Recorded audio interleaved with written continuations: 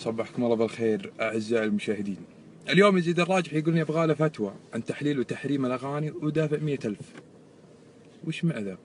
أنا ما عرفت وش مقصده. تبغى تشكك الناس في الأحكام الشرعية؟ إذا العالم إذا اجتهد وأصاب فله أجران، وإذا أخطأ فله أجر.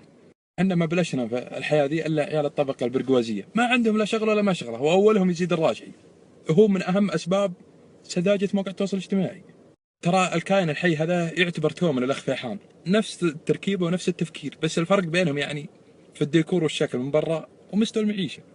أنا الصراحة الشخص هذا مدوخني ومزعجني ومقلقني بعد، يعني يتكلم عن المثابرة وعن الكفاح وعن النجاح وكيف بنى شركاته يعني وكيف وصل للمرحلة ذي، وهو أبوه يعني مورث له دراهم ومليارات ما تاكلها حتى النار.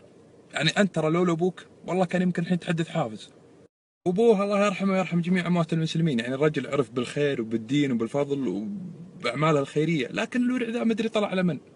هو دائم وابدا الاشياء اللي تلقاها مبهمه وغبيه وسامجه وتشوفها تنتشر بسرعه، اعرف ان وراها يزيد الراجل. حتى الفتره الاخيره الرجال صار بدا هايط، من اول ساكت ومحترم صار يصورنا الجيب حقه باربع كفرات ورا ويقول راح اجيب عليه مقاضي رمضان.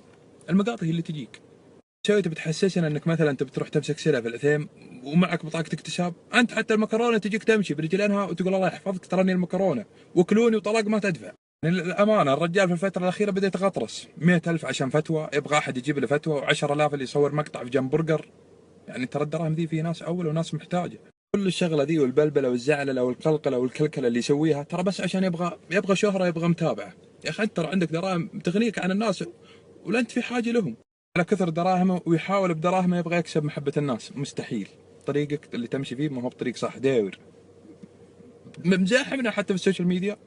الحلقة الأخيرة في السوشيال ميديا عشان اللي ما يدري زواج يزيد الراجحي من أفنان الباطل، وولدهم يقولون بيجيهم هدية من الفانزات.